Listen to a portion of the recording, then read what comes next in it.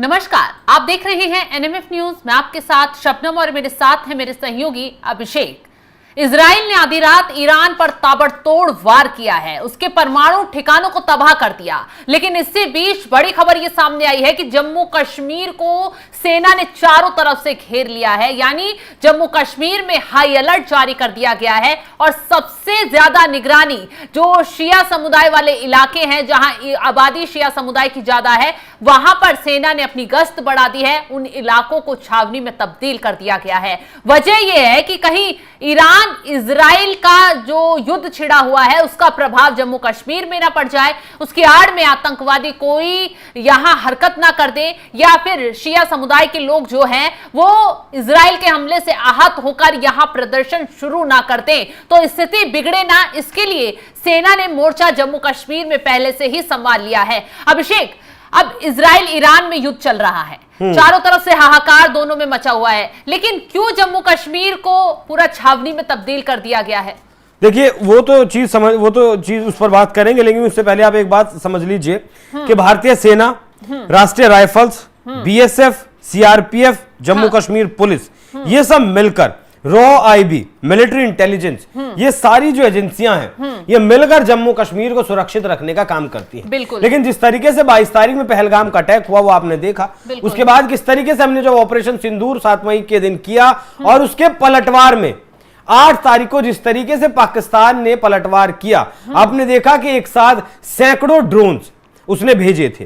ये ठीक वैसा ही था जैसा 2023, मतलब 7 अक्टूबर 2023 को हमास की तरफ से इजराइल के ऊपर ड्रोन्स दागे गए थे। सैकड़ों ड्रोन्स एक साथ दागे गए थे, जिससे कि एयर डिफेंस सिस्टम ने भी शायद उतना काम नहीं किया था इजराइल के, और उसका अंजाम आप आज तक देख रही हैं। युद्ध आज तक चल रहा है, उसी का अंजाम है कि इजराइल ने आज ईरान के परमाणु ठिकानों पर, उसके जो टॉप मिलिट्री के अधिकारी थे, उनके जहां वो रहते थे, या फिर जो वैज्ञानिक थे न्यूक्लियर प्रोग्राम जो चला रहे थे, उनके ठिकानों पर हमला किया। देखिए, कश्मीर को सेना के हवाले बिल्कुल अब इतना सुरक्षा चाक चौबंद करने के 2 कारण मुझे लगते हैं, 2 कारण हो सकते हैं। एक तो जिन इलाकों में शिया आबादी ज्यादा रहती है, जिस तरीके से इजराइल ने हमला किया ईरान के ऊपर, ईरान में शिया आबादी रहती है, मतलब शियाओं का ही वो देश है, तो यहां जो शिया लोग हैं वो प्रदर्शन कर सकते हैं। क्योंकि इससे पहले भी आपने 2023 से आप लगातार कहीं ना कहीं से रोज ऐसी खबरें देख रही होंगी जहां फिलिस्तीन का झंडा लहराया जा रहा होगा,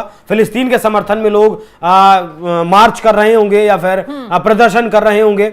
ईरान के समर्थन में भी जब तेहरान में एक आतंकी को उड़ाया था हमास के इजराइल ने एक बम ब्लास्ट में, तब भी भारत के सड़कों पर लोग इजराइल मुर्दाबाद के नारे लगाते हैं, क्योंकि यहां के लोगों को लगता है कि भारत का जो स्टैंड है वो इजराइल के साथ है, और वो ऐसा है भी, क्योंकि हम वहां से टेक्नोलॉजी लेते हैं, हथियार खरीदते हैं, और दोनों मित्र देश आपस में हैं, लेकिन हम किसी गुट में शामिल नहीं है। तो एक तो ये हो सकता है कि जो शियाओं की जहां आबादी है वो लोग प्रदर्शन कर सकते हैं, वो लोग हिंसक भी हो सकते हैं, एक तो ये कारण हो सकता है। और दूसरा कारण जो मुझे मतलब ज्यादा मुझे इसका वो होता है कि मतलब सबसे बड़ा कारण ये हो सकता है कि जिस तरीके से हमास स्टाइल में पाकिस्तान ने हमला किया था, वो क्यों किया था? क्योंकि हमास के आतंकवादी यहां पीओके में आए थे, पाकिस्तान में आए थे, उन्होंने ही आतंकियों को ट्रेनिंग दिया था, पाकिस्तान के आतंकियों को ट्रेनिंग दिया है कि किस तरीके से वो हमले करते हैं, ठीक वैसे ही तुम भी हमले करो।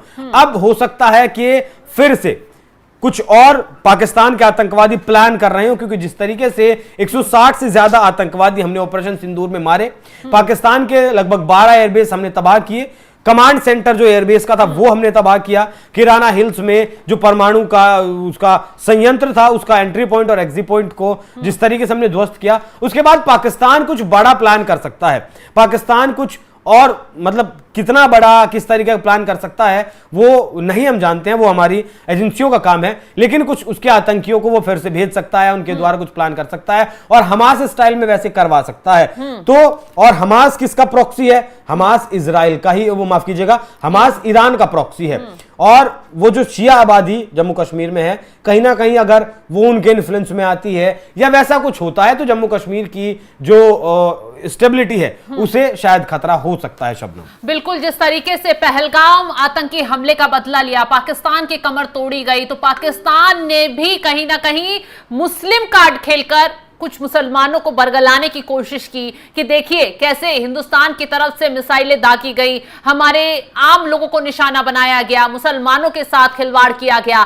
तो कहीं ऐसा ही इजराइल और ईरान के बीच जो युद्ध छिड़ गया है, तो कहीं जो ईरान में शिया समुदाय के लोग रहते हैं उनकी आड़ में जम्मू कश्मीर के शिया समुदाय के लोग भड़क ना जाएं, उनको लेकर यहां की सेना ने पूरा अलर्ट जारी कर दिया है। कहीं वो विरोध प्रदर्शन करें और उनकी आड़ में कोई बवाल यहां शुरू ना हो जाए, क्योंकि अभी सुरक्षा के लिहाज से सेंसिटिव एरिया जम्मू कश्मीर है। छावनी में जब से वहां पहलगाम आतंकी हमला हुआ है तब से उसे छावनी में तब्दील किया हुआ है। चप्पे चप्पे पर नजर रखी जा रही है, कोई भी संदिग्ध गतिविधि होती है या फिर संदिग्ध आदमी पाया जाता है उस पर तुरंत कार्रवाई की जाती है।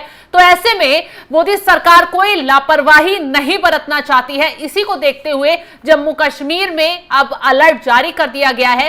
सेना ने मोर्चा संभाल लिया है। शिया आबादी वाले जितने इलाके हैं सभी को घेर लिया गया है। लोगों से बस अपील यही की जा रही है कि आप अपने काम से काम रखें और फालतू की चीजों में अड़ने की कोशिश ना करें, जिससे शांति भंग हो या फिर कानून व्यवस्था को कोई चुनौती मिल पाए। फिलहाल आगे अब क्या कुछ एक्शन होता है ये देखने वाली बात होगी। इस खबर को लेकर आप क्या राय रखते हैं कमेंट कर जरूर बताएं और तमाम खबरों की अपडेट के लिए आप हमारे साथ जुड़े रहें। नमस्कार।